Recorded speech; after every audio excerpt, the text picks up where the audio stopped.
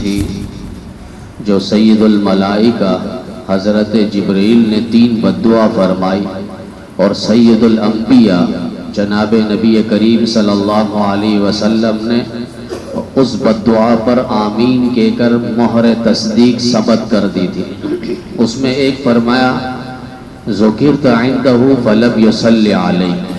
کہ جن کے سامنے آپ کا نام نامی اسم گرامی فیض اعظامی آئے اور وہ درود پاک نہ پڑھے، فرمایا ایسا شخص بھی تباہ و برباد ہو جائے کہ بیٹھے بیٹھے ایک دفعہ درود پڑھ لیا، اللہ تعالیٰ 10 مرتبہ اس پر رحمت اور برکت نازل فرمائیں گے۔ اتنا سودا جو ہے سستا ہے، لیکن اس کے باوجود یہ اتنا بخیل ہو چکا ہے کہ نبی علیہ السلام کے نام پر درود نہیں بھیج رہا۔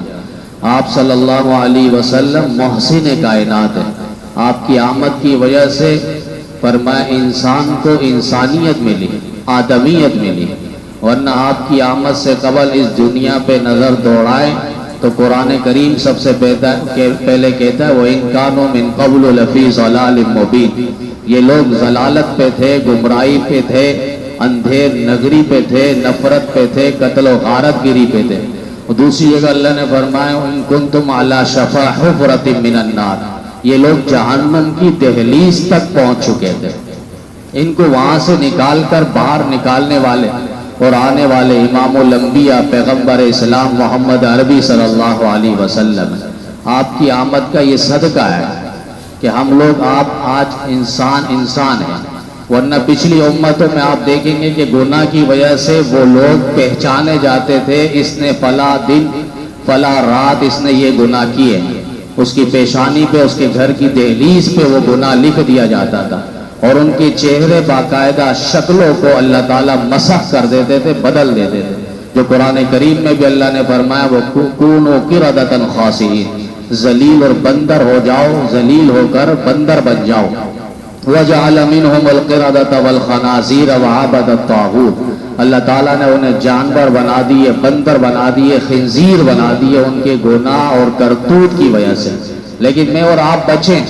یہ پیارے آقا مدینی کریم صلی اللہ علیہ وسلم کی دعا، تمنا اور التجا کے صدقے کہ نبی علیہ السلام نے دعا فرمایا اللہ میری امت پر یہ عذاب نہ نازل فرمانا کہ ان کے چہرے مسخ ہو جائے، وہ جانور بن جائے، وہ بندر بن جائے، وہ خنزیر بن جائے، ان کے ساتھ یہ معاملہ نہیں فرمانا، اجتماعی عذاب نہیں آئے گا۔ قرب قیامت کی نشانی کہ اس وقت مسخ بھی ہوگا، کسف بھی ہوگا، کسف بھی ہوگا، یعنی چہرے بھی مسخ ہوں گے، زمین پہ بھی دسایا جائے گا، یہ قرب قیامت سے پہلے، لیکن اجتماعی صورت پہ نہیں ہوگا۔ حدیث میں فرمایا اذا ظہر الخبث، جب خبث اور گندگی اور ناپاکی اور گناہ جب پھیل جائے اور ظاہر ہو جائے، عام ہو جائے، اجتماعی گناہ کرنے لوگ لگ جائے، اس وقت پھر یہ اللہ کا عذاب آئے گا۔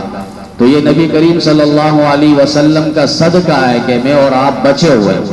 ایک بہت بڑے پیر ہے حضرت مولانا احمد علی لاہوری رحمۃ اللہ علیہ نے اس واقعے کو لکھا ہے۔ حضرت ایک شعر فرمایا کرتے تھے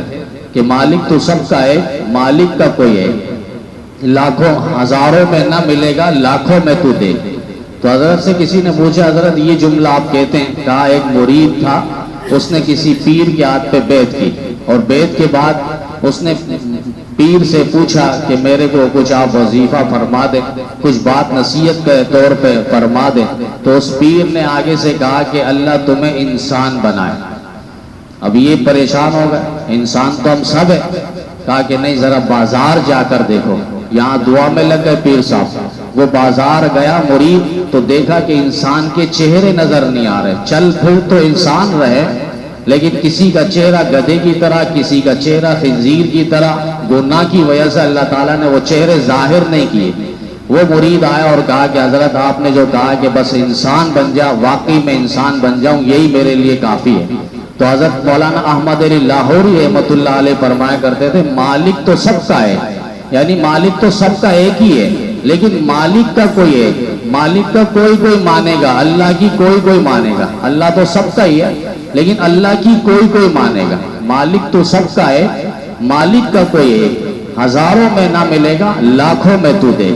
تو یہ درود پاک ہے، نبی کی آمد کے صدقے انسان کو انسانیت ملی۔ اور کسی شاعر نے کہا حضور آئے تو سر آفرینش پا گئی دنیا، اندھیروں سے نکل کر روشنی میں آ گئی دنیا، بجھے چہروں کا زنگ اترا سوتے چہروں پہ نور آیا، حضور آئے تو انسانوں کو جینے کا شعور آیا۔ تو آپ محسن کائنات ہیں اور آپ کی وجہ سے ہمیں انسانیت اور مسلمانیت نصیب ہوئی اور امت محمدیہ کا ایک شرف نہ حاصل ہوا، ایک جو لازوال دولت و نعمت عظمیٰ ہے، تو اس کی قدر ہو، درود پاک کی کثرت ہو۔ فرمائیے ایک ایسا مبارک اور مقبول ترین عمل ہے کہ باقی عبادات کرنے کے بعد ایک شک آ جاتا ہے، میری یہ نماز قبول ہوئی یا نہیں ہوئی، میری تلاوت قبول ہوئی یا نہیں ہوئی۔ لیکن درود ایک ایسا عمل ہے، یہاں زبان سے نکلتا اللہ تعالیٰ اس کو شرف قبولیت سے نواز دیتے ہیں۔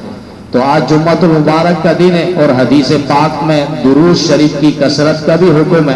اور ہمارے یہاں الحمدللہ ایک ماحول ہے، جمعۃ المبارک بعد نماز عصر اپنی جگہ اٹھنے سے پہلے 80 مرتبہ یہ درود شریف کا جو ورد ہو رہا ہے، 10 سے 15 منٹ ہے، لیکن فضیلت اس کی بہت ہے۔ القول البدیع کے اندر بھی یہ روایت اور حدیث موجود ہے،